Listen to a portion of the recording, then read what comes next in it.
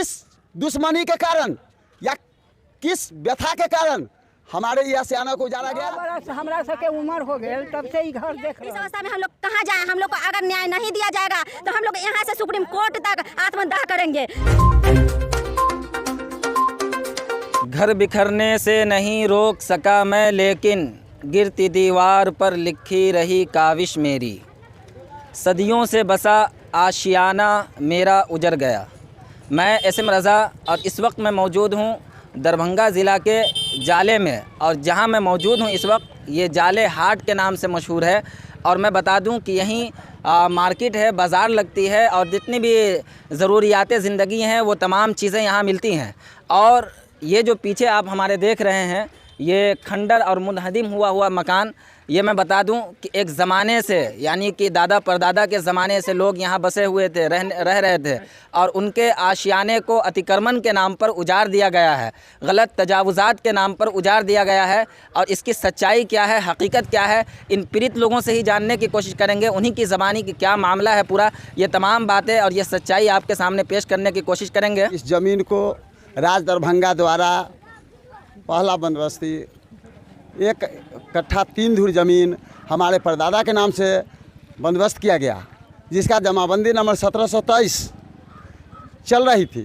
उसके पश्चात दूसरा बंदोबस्ती हमारे दादाजी के नाम से हुआ, जिसकी जमाबंदी 3156 राज दरभंगा के समय से ही चल रही थी। उसके बाद बिहार सरकार जब ज़मींदारों का रिटर्न लिया, उस समय राज दरभंगा द्वारा रिटर्न दाखिल किया गया। उस आधार पर हमारे ज़मीन का, हमारे पूर्वजों द्वारा हासिल की गई ज़मीन का मोटेशन दाखिल हुआ। मोटेशन दाखिल के अनुसार हमारे ज़मीन का रजिस्टर 2 काम हुआ। रजिस्टर 2 काम के साथ साथ हमारा जमाबंदी चल रही थी, जो जमाबंदी 2018 तक ऑफलाइन से कटी है। और उसके बाद जब उसको कंप्यूटर पर नहीं चढ़ाया गया था, मैं परिमार्जन के द्वारा उसको कंप्यूटर पर लाए। कंप्यूटर पर लाने के बाद 21 तक का जमाबंदी मेरे पास उसका ऑलरेडी बना हुआ है। फिर भी इतने दिनों से चलते हुए जमाबंदी पर, इतने दिनों से रहते हुए इस मकान पर, इतने दिनों से रहते हुए इस परिवार को मैं सरकार से पूछना चाहता हूँ, अंचलाधिकारी से पूछना चाहता हूँ, एडीएम से पूछना चाहता हूँ, डीसीएलआर से पूछना चाहता हूँ कि किस दुश्मनी के कारण या किस व्यथा के कारण हमारे यह सियाना को उजाड़ा गया। जो आज हम बाल बच्चा के लेकर के रोड पर हैं, हम दर दर का ठोकर खा रहे हैं। कहीं भी कोई सरकार से, कहीं भी कोई प्रतिनिधि से, कहीं भी कोई, चाहे वह पंचायत स्तर के प्रतिनिधि हो, चाहे वह विधानसभा के प्रतिनिधि हो, चाहे जिला परिषद के प्रतिनिधि हो या लोकसभा के प्रतिनिधि हो, आज तक 5वां दिन गुजर रहा है। बहुत जगह मैंने फ़ोन लगाया, बहुत से गुहार के लिए रक्षा का उपाय सोचा, लेकिन कोई हमारे रक्षा के लिए नहीं सोचा और कोई नहीं हमको आज तक सांत्वना देने के लिए नहीं आए हैं। इस स्थल पर हम जो अब तक काबिज हैं, जिंदा है, यही बहुत है। जो इस समाज के बदौलत समाज हमको कहे कि आज न कल आपको इंसाफ मिलेगा, आप भगवान पर भरोसा रखें, इस आशा से मैं इस अब तक जिंदा हूँ। तोड़ा गया, मुनहदिम किया गया है, तो आपको कोई इत्तला दी गई? ना, हमको नोटिस दिया गया था। उससे पहले जब इसको ऑर्डर कर दिया एडीएम, हमारे जमाबंदी को खारिज कर दिया। उसके बाद हमने डीएम के यहाँ अपील किया, जो हमें मेरा अपील सुनवाई पर है, उसका तारीख भी गुजरा है और तारीख के साथ साथ वो हमको स्टे ऑर्डर देने का वादा किए थे कि अगले डेट पर मैं आपको स्टे ऑर्डर दूंगा।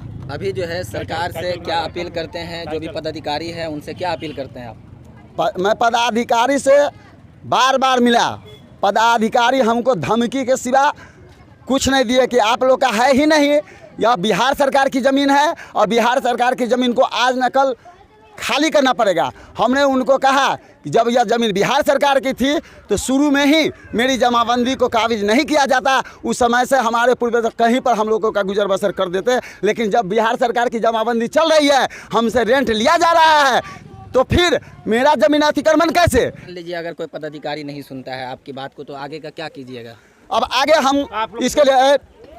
हम इसके लिए जब हमारा जमाबंदी को कैंसिलेशन का रिपोर्ट कर दिया गया एडीएम के यहाँ, तत्पश्चात उसी समय हमने हाई कोर्ट में रिट किया। रीट का मेरा चल रहा है, मेरा सुनवाई पर है, अच्छा, कोर्ट में अभी फैसला हुआ नहीं? नहीं हुआ है। कुल कितने परिवार के घर थे यहाँ? इस घर में हमारे दादा के 2 लड़के हुए, चुल्हाई शाह, रामचंद्र शाह। चुल्हाई शाह के 2 लड़के हुए, राजा राम शाह, भरत शाह, जो हम मेरे अपने चचेरे भाई हैं। और हम भाई में अकेले हैं, मेरा नाम है शत्रुघ्न शाह, पिता स्वर्गीय रामचंद्र शाह।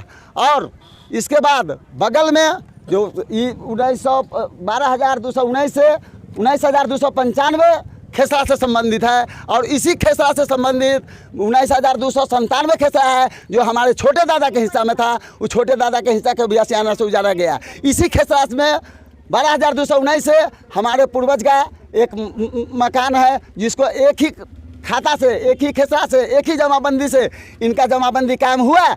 मेरे दोनों पक्ष का जमाबंदी को काम नहीं किया गया। मैं बता दूं कि ये जो घर मुनहदिम कर दिया गया है, इसमें बूढ़े भी थे, यानी कि जो ज़ईफ़ुल उम्र कहलाते हैं, औरतें भी थीं जो बूढ़ी थीं, और बच्चे भी थे। तमाम जो है अपनी ज़िंदगी गुजार रहे थे और अपने रोशन मुस्तकबिल को बनाने की फ़िक्र में थे। यहीं हमारे साथ जो है एक बूढ़ी चची हैं जिनका घर उजाड़ दिया गया है। इनके भी दर्द को हम जानने की कोशिश करेंगे। जी दादी बताओ। 100 बरस हमरा सबके उम्र हो गए, तब से ही घर देख रहल छी, आ तब अखनी उजाड़ कर सबके रोड पर लगा दिला। तो क्या मांग करते हैं सरकार से, पदाधिकारी वगैरह से क्या मांग? मांग करते हैं जो हमारा घर होना चाहिए, रूम होना चाहिए, जो हम लोग कहाँ रहेंगे सरकार से मांगा जाता है कि सरकार जो इतना घर पे बुलडोजर नहीं चलाया, किसी के मासूम बच्चा पे, किसी के भविष्य पर जो चला दिया है बुलडोजर, और हम लोग कहाँ रहे। इतना बड़ा कहीं अन्याय किया जाता है कि घर का जितना भी महिला थी सबको छल पूर्वक बोला करके और थाना में बंद कर दिया गया।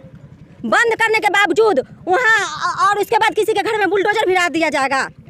ये अन्याय नहीं है तो क्या है? आप लोग को थाने में बंद कर दिया गया? जी, हम लोग को छल पूर्वक बुला लिया गया कि वहाँ जाइए, थाना में आवाज़ उठाइएगा तो ये कांड रोक दिया जाएगा। उसके बावजूद हम लोग को थाना में बंद कर दिया गया, और उसके बाद जब हम लोग वहाँ बंद ही थे तब यहाँ घर तोड़ दिया गया। घर में टोटल सामान हम लोग को था, वैसा ही हम लोग को तो छल पूर्वक बुला कर ले गया वहाँ। उसके बाद घर में बुलडोजर भिड़ा दिया गया। मांग करते हैं सरकार से? सरकार से मांग करते हैं जो हम लोग का बाल बच्चा, हमको न्याय चाहिए। अगर न्याय नहीं मिलेगा तो हम लोग यहीं पे पूरे बाल बच्चा के साथ में आत्मदाह करेंगे।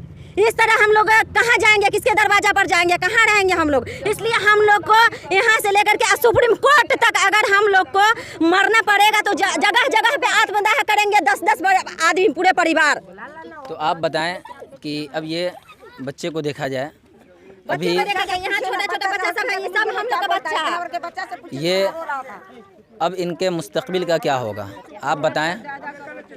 ये अपना ख्वाब सजा रहे थे, इस घर में अपने मुस्तकबिल को संवार रहे थे और अपने बच्चों के लिए, आने वाली नस्लों के लिए बेहतर मुस्तकबिल ढूंढ रहे थे, लेकिन इनके घर को तोड़ दिया जाता है, उजाड़ दिया जाता है। और भी यहाँ कुछ लोग हैं। तो अभी जो है आप लोग कहाँ रह रहे हैं? ये जो घर तोड़ दिया गया है, हम लोग रोड पे रह रहे हैं, बाल बच्चा के साथ रोड पे रो रहे हैं। कोई सहायता देने के लिए तैयार नहीं है। हम लोग का सामान बजावती रोड पे फेंका हुआ है। इसके लिए सरकार से चाहते हैं कि मेरा जितना घर टूटा है इसका न्याय चाहिए हम लोग को। इसका जितना क्षति हुआ है मेरा क्षतिपूर्ति चाहिए, हमको जगह चाहिए रहने के लिए। जितना घर टूटा है इसके लिए घर का पूरा इसका क्षतिपूर्ति व्यवस्था चाहिए। हम लोग को पीने के लिए न पानी की व्यवस्था है, न शौचालय की व्यवस्था है। हम लोग के पास युवा औरत लोग भी है, लड़की लोग भी है। इस अवस्था में हम लोग कहाँ जाएं? हम लोग को अगर न्याय नहीं दिया जाएगा तो हम लोग यहाँ से सुप्रीम कोर्ट तक आत्मदाह करेंगे। इसकी उम्र है मेरा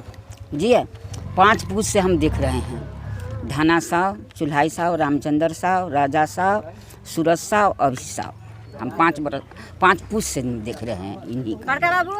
मुजरिम है कौन, गिरफ्तार कौन है? आपके सामने पूरी सच्चाई है और इन्हीं की ज़बानी है।